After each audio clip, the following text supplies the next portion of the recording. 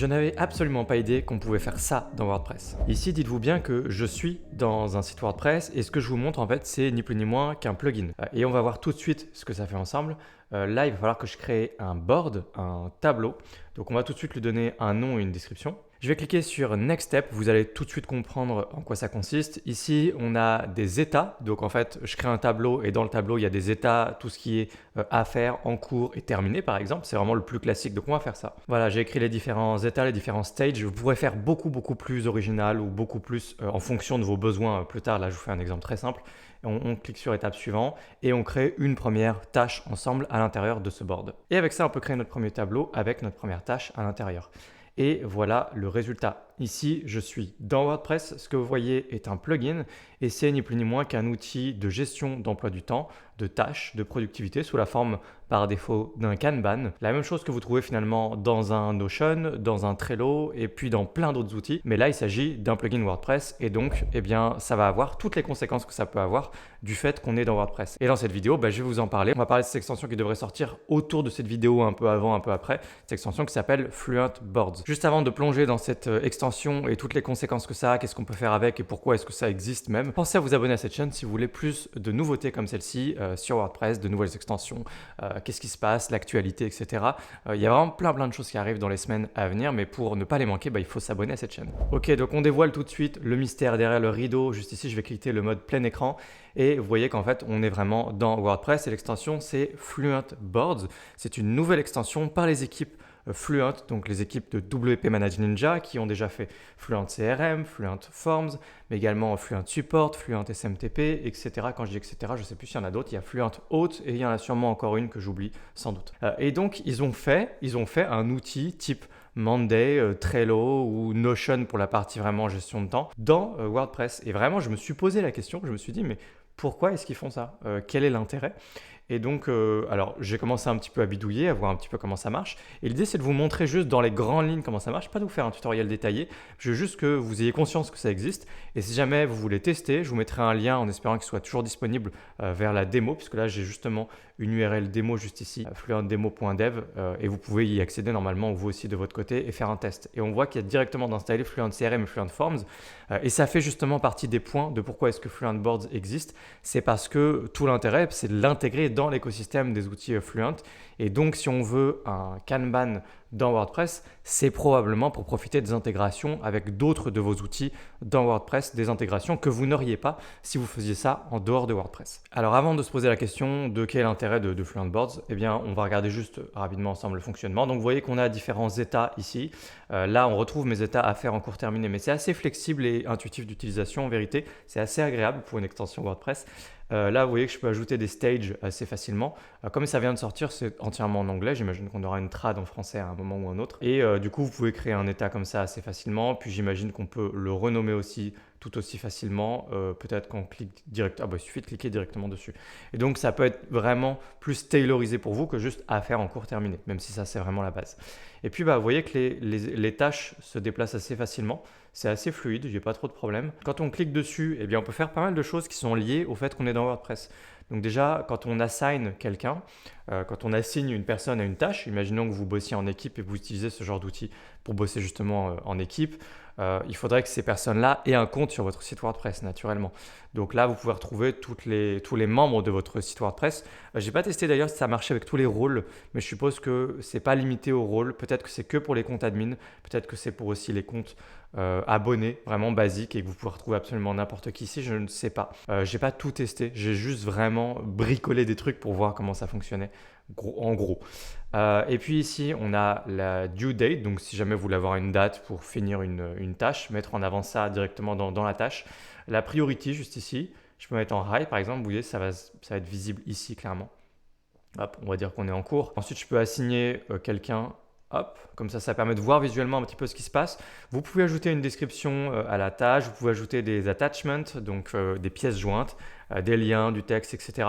Franchement, c'est assez souple, c'est assez agréable. Encore une fois, pour un outil WordPress, parce que moi, je ne voudrais pas faire ça dans WordPress de base, et on en reparlera juste après. Mais en tout cas, si c'était un outil standalone, c'est-à-dire en dehors de WordPress, ils avaient fait leur propre CRM et tout ça, pas CRM, mais je veux dire outil de gestion d'emploi du temps et de tâches, je trouverais ça pas mal, honnêtement. Et puis ensuite, on peut ajouter des sous-tâches.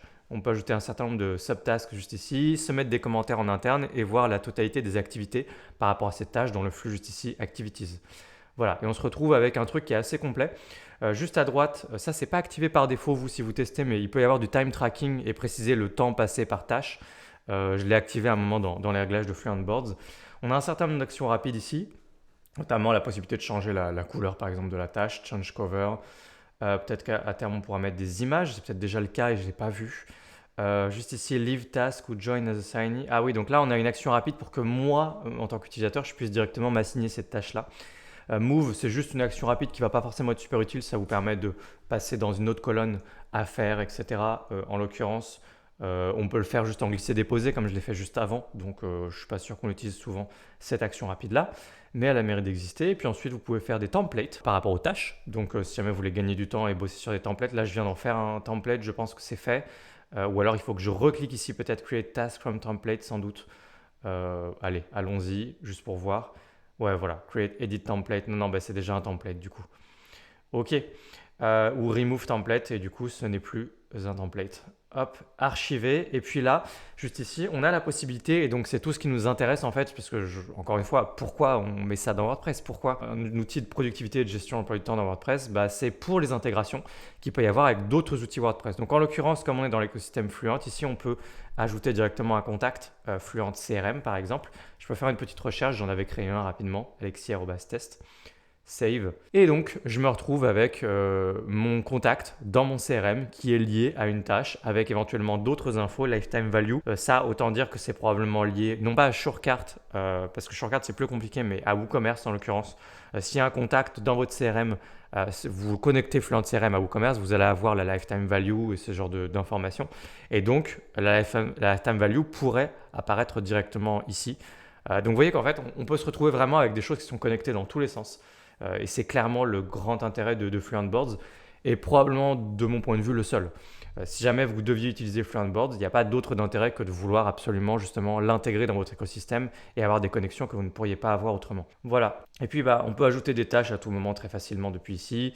Vous voyez qu'il y a plein de choses, mais des fois c'est redondant, c'est fait exprès, c'est juste pour que ce soit intuitif pour vous selon le chemin que vous décidez d'emprunter, mais on peut ensuite à nouveau bosser sur des templates ou réarranger les états ou copier-coller des stages, archiver, plein de choses comme ça, des choses assez basiques finalement. La vue, on peut la changer, ça peut être une vue en liste comme ça.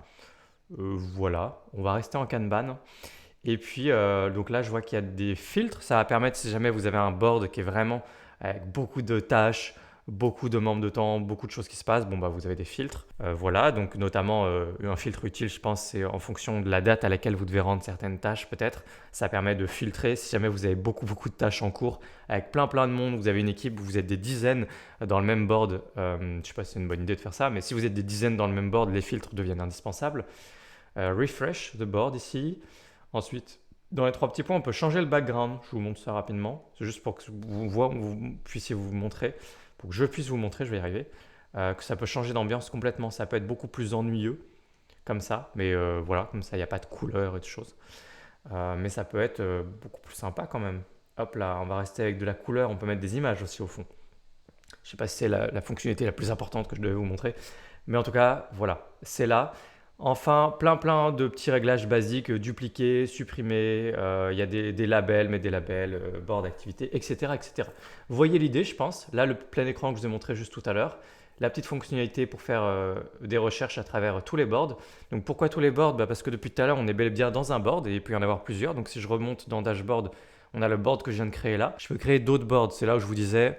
Je pense qu'a priori, normalement, vous n'êtes pas des dizaines dans un seul board, sinon c'est vraiment le bazar. Mais vous pouvez créer plein de boards différents et ensuite avoir des départements dans votre entreprise ou des départements simplement dans votre manière de vous organiser, vous, freelance, coach, etc., agence, et puis être organisé comme ça. Enfin, vous, en tant qu'utilisateur compte WordPress, vous avez vos tâches qui arrivent, qui apparaissent ici, upcoming, overdue par rapport à la date de rendu ou toutes les tâches qui sont complétées. Donc vous voyez que c'est, moi je trouve, bien fait.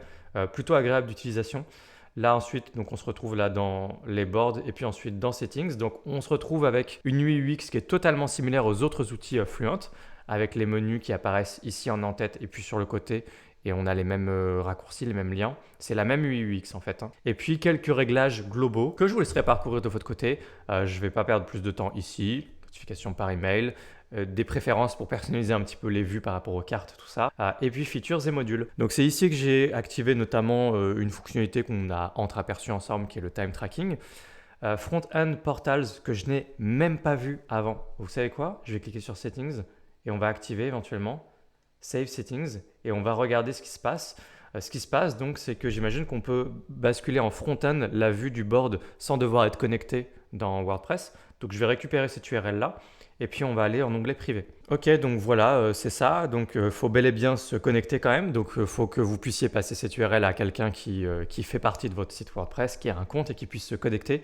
Et donc j'imagine qu'il pourra se connecter uniquement à l'outil de gestion emploi du temps, à Fluent Boards, sans avoir besoin de passer du tout par le back-office WordPress. J'avais pas pensé à cette fonctionnalité-là et pour le coup, je pense que c'est une très très bonne idée.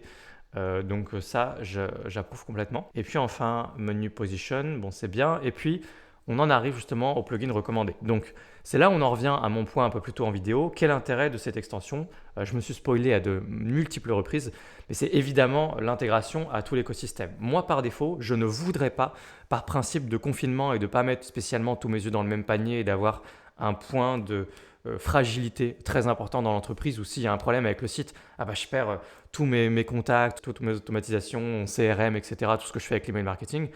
Je perds, là vous voyez dans Fluent Support, ils ont une extension pour gérer tout ce qui est support client qui a l'air assez canon, assez intéressante, que je pourrais vous présenter si ça vous intéresse, dites-le moi en commentaire sur cette chaîne YouTube. Eh bien, je perds aussi toute la partie ticket, support client, etc. Je perds du coup mon site internet, je perds la partie e-commerce. Et là maintenant, je perds aussi toute l'organisation de mon entreprise avec les boards, les tickets et tout ce qu'on mettrait dans un Notion, Trello, Monday ou ce type d'outils. Moi, sur le principe, à ça, je dis clairement non. Dans ma manière de m'organiser et de voir en tout cas la manière dont je gère mon entreprise. Pour autant, je vous dis ça et moi, j'utilise quand même Fluent CRM dans mon entreprise. Et donc, je fais quand même l'email marketing à 100% dans mon site WordPress. J'ai jamais eu de problème. Je prends des précautions, c'est-à-dire je sauvegarde régulièrement ma liste mail quand même au cas où de côté. Mais vraiment, c'est juste par principe de précaution. Ça ne veut pas dire que j'ai des problèmes tous les jours. En fait, j'ai jamais eu de problème. Et il y a certes quelques menaces et considérations à prendre en compte, comme ce que je vous ai dit. C'est peut-être plus de l'ordre en général de la fiction que de ce qui va se passer dans le réel, mais il faut en tenir compte. Qu'est-ce qui se passe si d'un seul coup vous perdez tout? Faut en tenir compte. Maintenant, il n'y a pas que des menaces, il y a aussi des opportunités. Et les opportunités, c'est d'avoir des outils qui sont souvent avec une grande liberté, avec beaucoup d'intégration avec vos outils, des choses que vous pouvez faire qui sont super intéressantes. Et souvent aussi, comme on est dans WordPress, beaucoup moins cher. Donc quand vous tenez compte de tout ça, si vous êtes une agence, un freelance pas spécialement en création de site, dans d'autres sujets en général, et que vous vous organisez en général justement avec un CRM et des outils avec des Kanban dans Notion ou ce genre de choses, Fluent Boards est définitivement pensé pour vous et ça peut être intéressant de se pencher dessus et de voir si vous ne pouvez pas l'intégrer dans votre façon de travailler aujourd'hui et travailler plus efficacement avec des opportunités de connecter des choses qui peuvent être vraiment super agréables, vous faire gagner du temps, vous faire gagner en productivité, vous permettre d'être mieux organisé et peut-être même vous permettre de vous en sortir mieux, de gagner plus parce que vous êtes tout simplement mieux organisé et quand on est mieux organisé, ça peut avoir comme conséquence de gagner plus. Donc tous les outils de l'écosystème sont là. De base, l'intérêt de Fluent Board, c'est de venir aller connecter ça à Fluent CRM et donc à votre CRM. Je note que Fluent CRM s'appelle CRM, mais à l'heure où je vous parle, c'est toujours plus un outil d'email marketing qu'un CRM, mais ils sont en train de faire justement la transformation d'un outil d'email marketing à aussi vraiment un CRM à proprement parler. Et donc là, ça prendra tout son sens là aussi avec Fluent Boards. Puis Fluent Forms, qui est leur extension de formulaire, qui permet pas mal de choses aussi. Et j'imagine que tout ça, ça peut être pas mal connecté. Honnêtement, j'ai pas vu d'intégration directe entre Fluent Boards et Fluent Forms, donc ça passera vraiment par Fluent CRM et d'autres outils, c'est pas des choses en direct, mais c'est quand même intéressant. Fluent Support, là c'est vraiment là aussi le cœur du sujet, je pense. Fluent Support et Fluent Boards, à mon avis, c'est très intéressant de les connecter ensemble. Donc je rappelle, c'est une extension premium uniquement qui vous permet de gérer tout ce qui est d'avoir un portail de support client et de gérer tout ce qui est ticket, support client ou autre directement depuis votre site WordPress là aussi. Et plus Fluent SMTP qui est tout simplement une extension SMTP. Et encore une fois, il y a d'autres extensions Fluent. Mais voilà, dans les grandes lignes, vous avez vu un peu le fonctionnement de Fluent Board, vous avez vu à quoi ça sert et je vous ai donné mon avis sur pourquoi utiliser Fluent Board aujourd'hui. Je pense vraiment que la plupart d'entre vous ne devraient pas utiliser cette extension. C'est bizarre de dire ça en fait, arrivé à la fin de la vidéo, mais je le pense sincèrement. Je pense que c'est un peu niche et que ça s'adresse vraiment aux gens qui font tout dans WordPress et qui utilise potentiellement d'autres outils de l'écosystème Fluent par exemple et un CRM et ce genre de choses. Et ça permet ensuite de connecter tout ça. Je pense que c'est une extension qui est très agréable à utiliser. Je pense que vous n'aurez pas trop de problèmes avec. Je pense que vous pourriez potentiellement l'utiliser toute seule sans les autres extensions Fluent. Mais posez-vous la question de pourquoi faire ça dans WordPress. Ça peut être intéressant, mais si vous avez déjà un Notion ou autre chose, il y a d'autres outils même complètement gratuits en dehors de WordPress qui font complètement le taf. Et je pense que ce n'est pas nécessaire de passer par Fluentboards. Voilà, ça c'est mon avis, mais je suis très content de voir que ça existe, que c'est aussi agréable d'utilisation et que, encore une fois, dans WordPress, eh bien, on a de plus en plus d'opportunités de faire de plus en plus de choses dans WordPress, un peu comme si WordPress finalement c'était plus juste un CMS ou un outil de création de site, mais justement plus un CMS, un Content System Management, et qu'on se retrouve avec un outil vraiment polymorphe qui permet plein de choses, et que c'est peut-être pas juste pensé pour créer un site web. Vous pourriez tout à fait mettre Fluentboards sur un sous-domaine, et finalement, en fait aujourd'hui, vous pourriez des fois créer des sites WordPress qui ne sont pas faits pour avoir un site internet, qui sont simplement faits sur des sous-domaines notamment pour installer ce type d'outil, pour installer un CRM, pour installer un outil d'emploi du temps et tous ces trucs-là. Et ça, c'est un usage auquel les gens ne pensent pas quand il s'agit de WordPress. Et la vérité, c'est que si vous avez un site WordPress sur un sous-domaine et que vous venez juste installer Fluentboards dessus, plus une petite extension de sécurité et on n'en parle plus, vous aurez vraiment pas de problème du tout avec ce site WordPress. Il sera rapide, simple à gérer, etc. Vous n'aurez pas en fait tous les problèmes qu'on peut avoir des fois avec un site WordPress ou les petits tracas du quotidien à gérer et tout. En fait, vous aurez un site avec 2 extensions, donc ça se gère très bien même sur le long terme, pas de problème. Et ça vous permet d'avoir accès à ce genre d'outils. Et on se retrouve avec des usages de WordPress auxquels on ne pensait pas du tout. En premier lieu, dites-moi ce que vous en pensez en commentaire. Je serais curieux d'avoir votre avis par rapport à ce que je viens de vous exposer là. Moi, en tout cas, je trouve ça super intéressant. Et donc, je suis très content de vous l'avoir partagé dans cette vidéo. N'hésitez pas à liker cette vidéo si vous a été utile, si vous avez appris quelque chose ou si vous ne saviez pas que Fluentboards existait. Ça mérite au moins un petit like sur cette vidéo. Et n'oubliez pas aussi que si jamais vous voulez vous former à WordPress, eh bien j'ai un catalogue de formation que vous trouverez en description de cette vidéo. N'hésitez pas à jeter un œil. Il y a plein de choses qui vous attendent au catalogue. Moi, je vous retrouve dans une prochaine vidéo sur cette chaîne. N'oubliez pas de vous abonner si ce n'est pas déjà fait. Et je vous dis à bientôt. Ciao!